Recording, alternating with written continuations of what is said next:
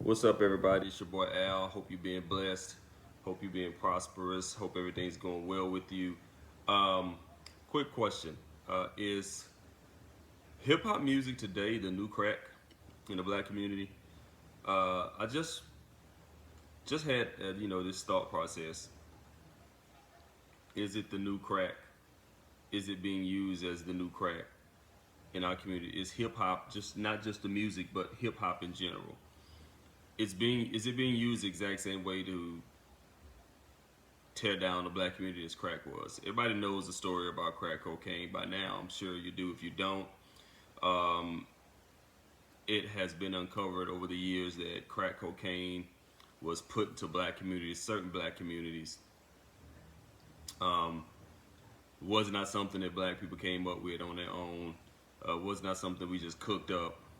It was actually there are documents that show to fund the country war, America purchased huge, massive amounts of cocaine, pushed them to the drug dealers in the black community, and said, "Hey, y'all got to find a way to move this." That's where crack cocaine came from primarily, um, and we all know what it did to our communities. And I just want to ask: Is hip hop the new crack? Is young hip hop the new crack? Because there seems to be no good coming from it. I know a lot of y'all will say, well, look at the artists that are being paid from the hip hop they're putting out. But yeah, but doesn't that make this new hip hop just like crack in a certain way, in a certain sense? And I will talk about that in a second. But just let's know a little bit about myself. I'm 44 years old. I'll be 45 in June. All right. I am a pastor, pastor in church for 11 years, been born and raised in the church. With that, I also was born and raised in hip hop. And I'm a huge hip hop fan in the purest sense. I can go back to the Fat Boys, Run DMC, Grandmaster Melly Mel, Grandmaster Flash the Furious 5, Houdini, Boogie Down Productions, KRS One, Kumo D, LL Cool J, and then the shift with Rakim coming in adding bars, and then after that you had Biggie and Pac and Jay and Nas and all. So I go through it all, right? I don't listen to a lot of stuff I used to listen to because I've grown. A lot of this stuff just I can't put it in my spirit anymore. But I still know the history, right? And we're in a time now that is unlike any other time with music, and I talked about that before. But we're also in a time where hip hop music is being pushed, and it's all down one street. It's all down one street. It's all negative. It's all women objectifying themselves or being objectified, coaching up whorish activity, coaching up drugging men, coaching up um, trying to get over on men, coaching up being promiscuous. It's men coaching up killing, coaching up shooting, coaching up gang activity, coaching doing whatever it is to get the money, whatever they can to get the money. And I just gotta say, I think this stuff is in the black community like crack was, because it's turning on women. It's making our women think that they're, um, it's making them think that they're sexually independent when you really robbing yourself of what you really could have, and it's got our men out here just looking like anything but men. Teaching them to pull the trigger and pull a gun at any given time about anything, and it's just I see this thing being controlled, and I see these people being ushered in, all of these rappers being ushered in, and they're all negative. When I was coming up, and I hate to sound like this, the back of my day guy, but when I was coming up, that was a healthy balance. You had the guys who had the street life and came from the street life and touched on it a little bit, but you also had guys like KRS One and Rakim and Chuck D from Public Enemy who were trying to uplift and educate the black community. KRS One dropped an album with Boogie Down Production called Edutainment. Entertainment and education merged into one word, edutainment. And he talked about all kinds of stuff like trouble in the black community, how when black people are arrested, they need a ton of cops to come and arrest a black man. He talked about how the beef and the meat industry was poisoned. He talked about stuff that you would never ever imagine somebody talking about today. And this album was released, I think, in like 90 or 91. and he's dropping all of this knowledge. And he dropped an album called The Blueprint, where he basically runs down black people in the Bible. He basically runs down in a song called You Must Learn all the black history people, that the people in black history that we must know and educate ourselves about. We have, people like Rakim who taught, to think on a higher plane. Chuck D, who did the same thing. Even NWA, as much as NWA cussed, NWA did deal with some issues that needed to be dealt with, and they felt the only way you could deal with it is if I say these words, then you'll finally hear me. But there was police brutality out of hand in Los Angeles, California, and they had to deal with it, and they dealt with it the only way they could. And like I said, you had your guys who were gangster rap guys who were coming up. You had your guys who talked about dealing drugs and this and that. And a lot of those guys, weren't telling the truth, or just, telling half truths or whatever, saying they were out dealing drugs and when they only maybe dealt drugs for a week or so, whatever. But now it's all one lane. And I want to know how this happened. How did it happen where every time a rapper comes out, number one, the rapper has horrible character flaws. There was a time in this country where, as a black person, if you were going to be allowed to be put up front to represent us, you had to be vetted thoroughly. Like, the reason why Jackie Robinson was the first black baseball player is because even though there were people better, he had character issues that would allow him. Now, a lot of people say, well, he would just allow, he would take being called a nigger better than other players would. So that's really not a reason to, hype him up in that sense. And maybe you're right. That's a discussion for another day. But when I see these rappers out here today, it almost seems like to me that the prerequisite for them becoming a rapper or getting a deal or getting pushed publicly, the prerequisite is that they be a criminal. Like, all of these guys seem like they have huge criminal records. Or they shot somebody or been shot at. Like, how did we get to the point where everybody who gets let on, the only way you can get here is if you've been shot, you've been violent, you had 30 baby moms? How is this? How is it? Who's responsible for push? Because I've talked to guys who go in to get deals, and their rap sheet ain't long enough, their story ain't violent enough, they don't have enough followers on Instagram, or all kinds of crazy stuff. And I'm just trying to figure out, they say wherever there's smoke, there's fire.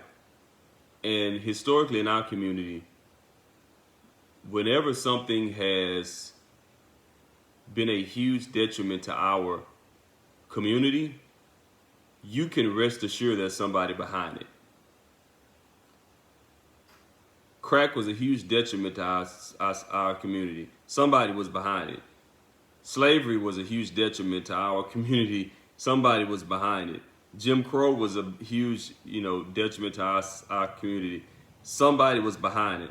Hip hop is now becoming a huge detriment to our community. Modern hip hop, new hip hop, and you can rest assured somebody's behind it. Now, I've heard guys who I've seen and talked to, and they got their music on iTunes, and they trying to do things big. And I'm like, "What you trying to do, young blood?" And he's like, "Man, I'm trying to do it this way, but the people with the funny hats won't let me do it unless I'm cussing, unless I'm shooting, and unless I'm carrying the guns, and I'm trying to do all that." But that's what they tell me, and I'm like, the people in the funny hats, you can connect the dots if you want to talk about people in funny hats, but we all know that black people don't control hip hop. Black people haven't controlled hip hop for a while. This fellow was referring to the Jewish people who sit at the top of the pile, who control what kind of music gets out there. And from his perspective, and from mine, and from a lot of people's perspective, it looks like these people are trying to purposely push negative hip hop, negative music on our community to continue to keep the black community at odds with one another. One of the things we know about hip hop, not just hip hop, but music in general, is art imitates life, right? And life imitates art. life imitates art in the sense that when you hear a song, whatever somebody says they're doing in a song, you do. If there's a new dance craze a song is talking about, you're going to go try to learn to dance. If there's a new slang dropped in the song, you're going to learn the slang. If they talk about a new type of clothes, I remember Grand Poobah said Jabos and Tommy Hilfiger in the song, and with Mary J. Blige, and the next thing I know, everybody wearing Jabos and Tommy Hilfiger. So whatever's dropped in songs and music, kids follow that. So when I hear songs like "Get It Back in Blood," encourage you whenever somebody come at you, you go basically kill them. And you look at the news and you see all of these kids shooting at the drop of a dime. You best believe that this music is encouraging them. It's influencing them. It's they're saying, yeah, that's what the song say. So that's what I'm trying to do. Hot girl summer. That's what Meg said. So that's what girls trying to be. They're seeing these dances that's going on these videos that Meg's doing, all these other girls doing. That's what they're trying to do. So this music is influencing our community, but for all the wrong reasons. I don't understand how in a society where black people are more educated and enlightened than ever before, how there are no mainstream conscious rappers, how there are no rappers who talk consciousness, who talk positivity on the radio. It doesn't make sense to me. We had KRS and all these guys talking positivity in the 80s. We had the native tongue movement with De La Soul and Tribe Called Quest. And these were middle class kids, and they were very objective in their opinions. But here in 2022, with black people owning businesses, black people owning cars and homes that they've never owned before, black people living in middle class and upper class neighborhoods, and black people going to elite universities, you mean to tell me that all the rap is gutter? Like there are no middle class rappers, right? That's what you're telling me. Like outside of Kanye before he lost his mind. Like all in 2022, all rappers can't still be struggling and striving in the ghetto, selling dope, shooting, dealing with 30 baby mamas. Like that can't be hip hop in 2022. It doesn't make sense because that's not where black people are in 2022. Yes, there's still high poverty levels, but there are black people. And I'm in Houston, Texas. Black people out here getting it. We're out here making it. There's no way that the music can still be what it is to represent where we are. Somebody's pushing these buttons. We're the only people who you could turn on the radio at any given time. You go up and down the dial. You turn on the radio at any given time, and there's a song on the radio with black people degrading women, talking about having premarital sex, talking about killing, talking about thugging, talking about smoking, talking about drinking. You won't hear any of that anywhere up and down the dial. They'll go to these white pop stations.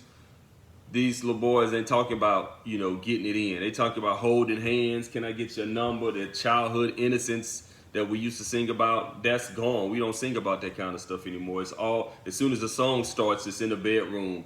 She's 15, she's 16, and he's 17, and they're already in the bedroom. I mean, like, how do we get to the point where this kind of music is allowed? And it seems to me like we are being steered. Our community is being steered in this direction. Our community is being steered. Our young men are being steered to be constantly bickering, quarreling, fighting with other black women. They're being steered to knock up girls.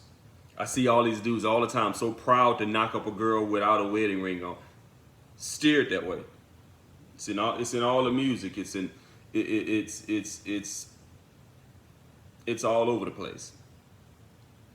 And I just believe that the devil has always been after us as a people, and I believe that he's always used the powers that are the most obvious to tear us down. And I see us and I see this hip hop thing in a direction where somebody is steering the ship to keep these kids like. I grew up in the 90s, right? In the crack era. Right? I went to school from 91, 95. Crack was still pretty big during that time. I can remember like being in high school and junior high school in the late 80s, early 90s, high school in the early mid 90s, right? And it was never, ever cool to be dumb. Like if we had English class and you had to read, and the next person read the next paragraph, and the next person read the next paragraph. Like if you was that cat who couldn't read, bro, it's gonna be laugh fest. Like now, it's weird because you get laughed at if you are the smart guy, if you are the guy, you know, that's trying to learn, or the girl who's trying to learn. You get ridiculed for that now. Not even in the hood, in the middle of the crack era, we knew better than that. Like we knew better than that then. So when I see these kids thinking that it's okay to be dumb and just know the latest dance craze or have the nicest shoes on your feet, when I see these kids thinking it's okay to pack a gun at 14, 15 years old, and I listen to the music that's out there, I hear the music that's out there, I just have to ask the question, are the same people who steered crack in our communities steering this version of hip hop into our communities? Because it doesn't add up. The level of music doesn't add up to the level of black education and excellence that we've achieved in this country. It doesn't add up. It doesn't add up. If we could talk positivity in the 80s at the top of the crack era, if we could have a stop the violence movement and a song called You're Headed for Self-Destruction in the 80s, how is it that in 2022 nobody is making a song about stopping all this violence? How is it that when somebody comes to a record company and they want to talk positivity, they're turned away? Who is turning them away? Why are you turning them away? What do you think about our community, where anytime somebody comes in and they want to do a record deal where they're changing their lives, they're changing not just financially, but they're talking about changing their ways, they don't get any play up, or they don't get looked at all. You talk about busting guns, killing, shooting, robbing, knocking up a bunch of girls, having baby mamas, popping pills, Molly, Percocets, all that. You in there. You're in there because you're giving the message that they want to destroy and disrupt the community like crack cocaine did.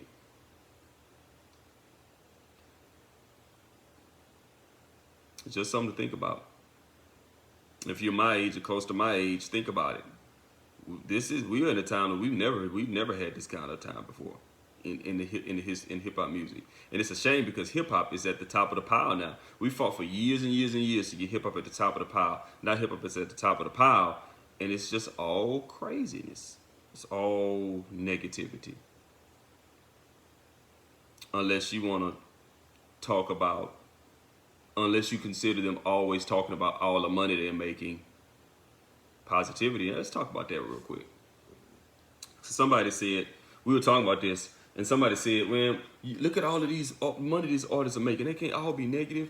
I mean, if it's so negative, then why they getting paid? I said for the same reason the Kingpin got paid. The same reason white people weren't going to come into the black communities and push this dope themselves. Somebody had to get paid to do it. Somebody had to get paid. There had to be drug lords and drug kingpins in the hood rolling up and down through the neighborhoods, the porch of the neighborhood, driving Rolls Royces and Ferraris like they wasn't gonna get seen. Somebody had to push it. And the powers that be knew that these people were pushing it. And when their time was up, they came to get them. Don't you think for 1 minute, if you grew up in a neighborhood where there was a big time dope dealer kingpin, that people couldn't have come and got him off the street as soon as he popped up wearing a mink coat, as soon as he popped up wearing gold chains? They could have come and got him then, right on the spot, but they didn't because they needed that stuff pushed. That's why the baby can shoot 2 people and not go to jail. That's why all of these rappers can do all of this stuff and not go to jail, not spend time in jail, because the man needs the dope dealers to push the dope. Now they'll get them out when it's time to go. They'll go, and we're seeing that one after another getting shot. You got to ask yourself, why is that? Who's controlling that? Why is it that anytime one of these young rappers now are not even allowed to fade into obscurity? They're just killed. How is that happening? Almost every single one of them. Nobody fades into obscurity anymore. They just get killed. So yeah, they're getting paid, just like the kingpins were, just like the pushers were. The pushers had to get paid. The powers that be allowed the pushers to get paid for a certain point. The powers that be went to the pushers and told the pushers to move this coke that we just bought because we have to keep buying this to fund this war. So yeah, the rappers, the artists, they're the new pushers. Yeah, they're the new pushers. They're the new guys rolling around the hood in the Cadillacs and Ferraris. They're the new. Of course, they get money, just like the kingpins got money. But just like the kingpins, when the kingpins go too far, or it's time to get another, to shift power from one guy to another, they will. Baby won't be around long. I hate to say it. I hope he is allowed to grow old, but however it won't end well unless it's by the grace of God he changes. So a lot of these rappers, man, they won't be allowed to grow old because they're pushing the dope, and once the man is through with them pushing the dope, he'll discard them. I hope I'm wrong, but I haven't been so far. If you agree with what I'm saying, let me know. If you don't, tell me you think I'm way off. Tell me. You can't hurt my feelings. Don't forget to click like, subscribe. Don't forget to holler at your boy Al. Hope y'all have a blessed week. Peace.